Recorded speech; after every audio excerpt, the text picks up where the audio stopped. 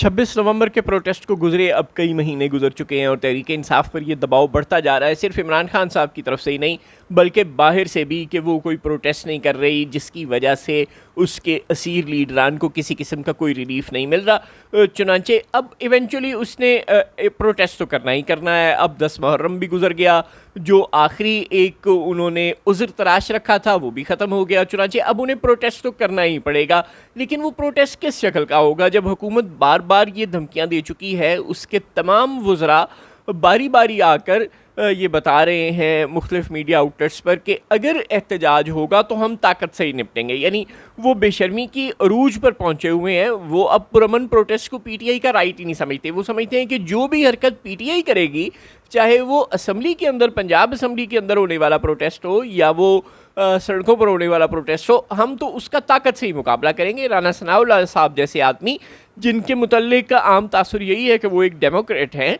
वो भी खुलम खुला कह रहे हैं कि हम तो ताकत से ही निपटेंगे, कर लो हमारा जो करना है। तो जब पीटीआई के मुतल्लिक ये सोच बन चुकी है और जो 26 नवंबर के एहतजाज में हुआ, जो लोग अपनी जानों से गए, ज़ाहिर है वैसा बिल्कुल नहीं होना चाहिए। पीटीआई को अपने कारकुनों को की ज़िंदगियों को ख़तरे में चंदा नहीं डालना चाहिए। चुनांचे इसका एक हल है, दरमियानी रास्ता है कि आप अपना प्रोटेस्ट भी रिकॉर्ड करवा लें और उसका एक अच्छा खासा इम्पेक्ट भी पड़े और आपके बंदों को अपनी ज़िंदगियों से हाथ भी ना धोने पड़े, कोई ज़ख्मी भी ना हो, कोई पुलिस के साथ, लॉ इन्फोर्समेंट एजेंसीज़ के साथ आपका क्लैश भी ना हो। Karachi chamber of commerce and industry, जो कि ज़ाहिर है पाकिस्तान की सबसे बड़ी chamber of commerce and industry है, उसने सेल्स टैक्स का जो कानून हुकूमत ने इस बजट में मंजूर करवाया है, उसमें जो एक दो नई शिकें इंट्रोड्यूस करवाई हैं, 37 वगैरह, उनको उसने मुस्तरद कर दिया हुआ है और उनके ख़िलाफ़ उसने एहतजाज की काल दे रखी है। दीगर chamber of commerce and industries भी गाहे गाहे कराची चैम्बर की आवाज़ से आवाज़ मिलाती जा रही हैं और कराची चैम्बर ऑफ कॉमर्स ने यहाँ तक कह दिया है कि अगर मुल्क के तमाम चैम्बर्स उसको सपोर्ट करेंगे तो वो बिल्कुल इस सेल्स टैक्स एक्ट के ख़िलाफ़ मुल्कगीर एहतजाज की कॉल देगी। अब ये पीटीआई के लिए एक बेहतरीन अपॉर्चुनिटी है।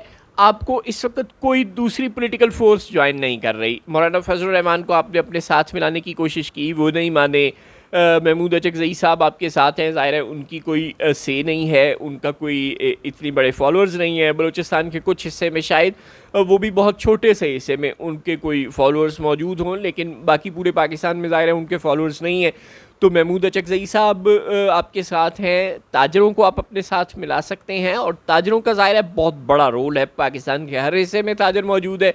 अगर ये आपके साथ राज़ी हो जाए और जिस तरह माजी में इमरान खान साहब ने किया था कि एक जुमे को या एक हफ़्ते को या एक किसी भी दिन हफ़्ते के फैसलाबाद में एहतजाज की कॉल दे दी, फिर अगले हफ़्ते लाहौर, अगले हफ़्ते कराची, इस तरह बहुत ज़्यादा आप प्रेशर बिल्ड कर सकते हैं।